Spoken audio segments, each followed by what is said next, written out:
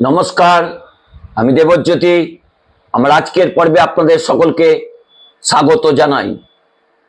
রাজনীতি ছাড়ছেন বিরোধী দলনেতা শুভেন্দু অধিকারী, সেই খবরই কিন্তু আকাশে বাতাসে ঘুরে বেড়াচ্ছে। কারণ এই খবরের পিছনে সত্যতা আছে। কারণ এই বক্তব্য সংবাদ মাধ্যমে প্রথম এনেছিলেন বিরোধী দলনেতা শুভেন্দু অধিকারী নিজেই।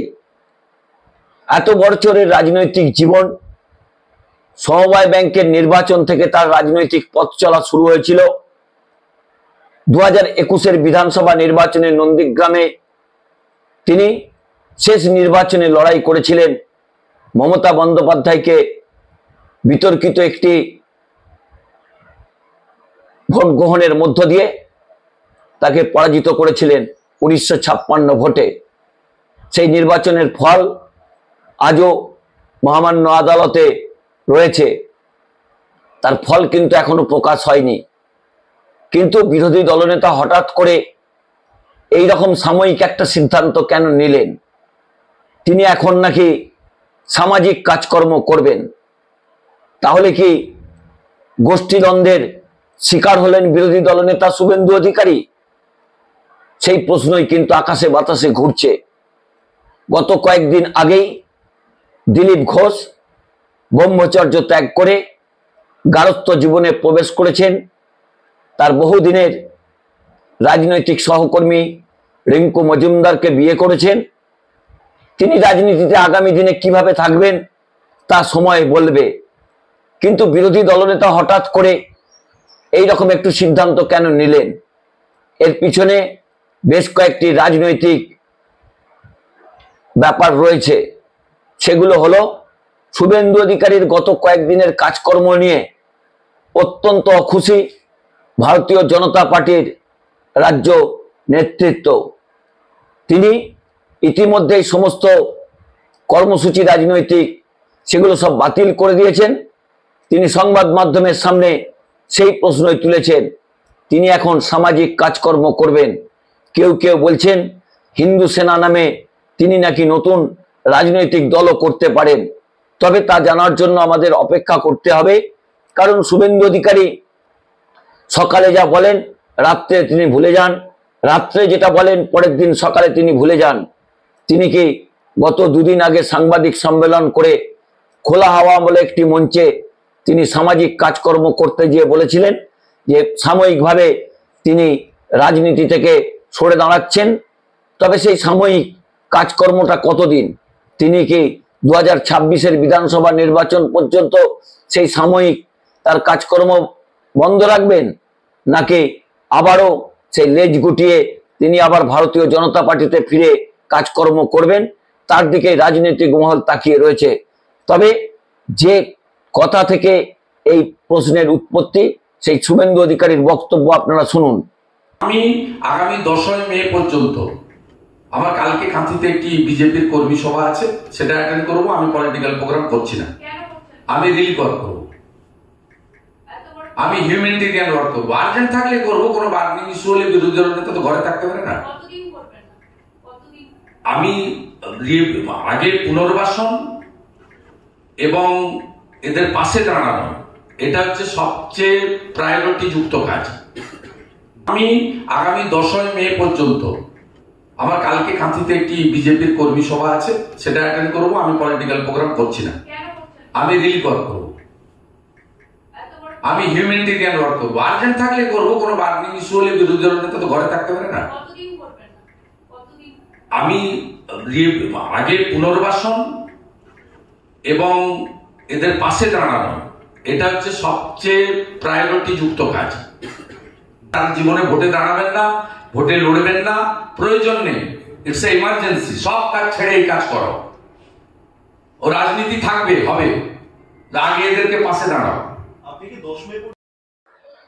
আপনারা শুভেন্দু অধিকারীর বক্তব্য শুনলেন। রাজনৈতিক রহস্য নিশ্চিত এর ভিতরে রয়েছে।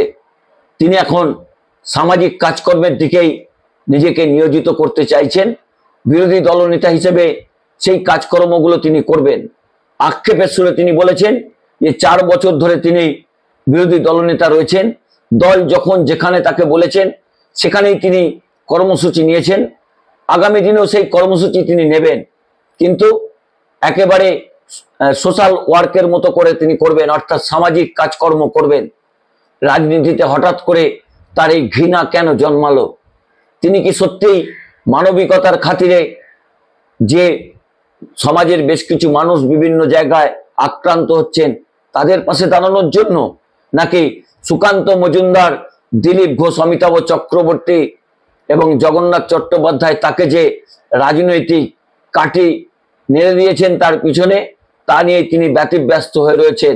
তাই তিনি আগামী কয়েকদিন কিন্তু সাময়িকভাবে কাজকর্ম থেকে নিজেকে বিরত রাখছেন। গত দুদিন ধরে শুভেন্দু অধিকারীকে সেইভাবে দেখা যাচ্ছে না, তবে তিনি সামাজিক কাজকর্মের মাধ্যমে মানুষের জন্য টাকা পয়সা তুলছেন। কোথা থেকে সেই টাকা পয়সা আসছে তা নিয়েও কিন্তু প্রশ্ন উঠছে, কারণ ভারতীয় জনতা পার্টির বেশ কয়েকজন নেতার বিরুদ্ধে সংবাদ মাধ্যমে লেখালেখি শুরু হয়েছে। বীরভূমের একজন বিজেপি নেতা, তিনি একটু অন্য প্রফেশনে ছিলেন, হঠাৎ করে গত 4 বছর আগে ভারতীয় জনতা পার্টিতে নাম লিখিয়ে বীরভূমের একটি বিধানসভা আসনে তিনি প্রার্থী হয়েছিলেন, পরাজিত হয়েছিলেন। তার নামেও কিন্তু কোটি কোটি টাকা তোলার অভিযোগ উঠেছে। ইতিমধ্যেই গতকাল একটা দৈনিকে তা নিয়ে সংবাদ পরিবেশন হয়েছে।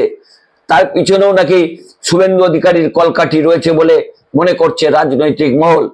তিনি কি পিছন থেকে সেই রাজ্য নেতাকে বাঁশ দেবার জন্যই চেষ্টা করছেন? সেই খবর কিন্তু সংবাদ মাধ্যমে ঘোরাফেরা করছে। সেখান থেকেই তাকে কি কর্নার করে দেয়া হলো, সেই প্রশ্ন উঠছে। কি এমন ঘটনা ঘটেছে যে শুভেন্দু অধিকারী প্রত্যক্ষ রাজনীতি থেকে সামাজিক কাজকর্মে নিজেকে নিয়োজিত করলেন?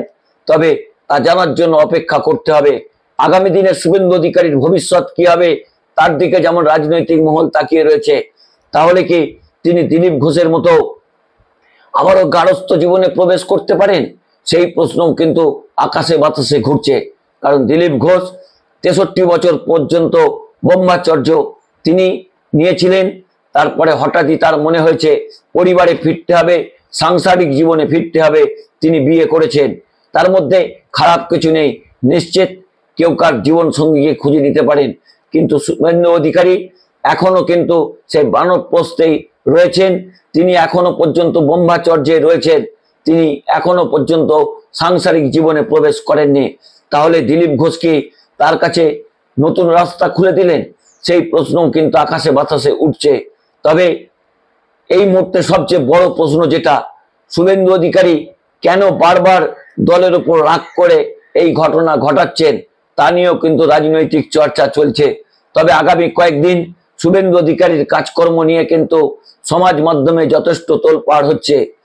শুভেন্দু অধিকারী কি করবেন?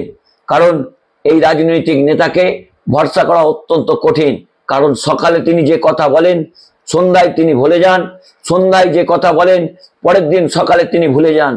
তিনি গত 2 দিন আগে যেটা সংবাদ মাধ্যমকে জানিয়েছেন যে আগামী কয়েকদিন তিনি রাজনীতি থেকে সাময়িকভাবে নিজেকে সরিয়ে রাখছেন। কেন তিনি সরিয়ে রাখছেন? এই রকম একটি রাজনৈতিক পরিস্থিতি যখন মালদা মুর্শিদাবাদের বিস্তীর্ণ অঞ্চলে একটা গোষ্ঠী সংঘর্ষ চলছে, তখন তো তাদের পাশে দাঁড়ানো উচিত, কিন্তু তা না করে তিনি সামাজিক কাজকর্ম করে তাদের পাশে দাঁড়াচ্ছেন। তবে কি তার কাছে ভারতীয় জনতা পার্টির যে পতাকা রয়েছে, পদ্ম ফুলের যে চিহ্ন রয়েছে, সেই চিহ্ন কি তার কাছে অত্যন্ত একটা খারাপ বস্তু হয়ে গেছে? তিনি সেই জন্যই বিভিন্ন সামাজিক পতাকা নিয়ে, সামাজিক ধ্বজ নিয়ে তিনি মিটিং করছেন। কেন তার ভারতীয় জনতা পার্টির পতাকাতে অ্যালার্জি হলো? কেন তিনি ভারতীয় জনতা পার্টির সিম্বল নিয়ে কাজকর্ম করতে চাইছেন না তা নিয়েও কিন্তু রাজনৈতিক মহলে জল্পনা তৈরি হয়েছে। তবে আরো কয়েকটা দিন অপেক্ষা করতে হবে শুভেন্দু অধিকারীর রাজনৈতিক ভবিষ্যৎ কি হয়। নমস্কার, আমার এই পর্বটি ভালো লাগলে দয়া করে চ্যানেলটি সাবস্ক্রাইব করে বেল আইকনটি ক্লিক করে আমার পাশে থাকবেন।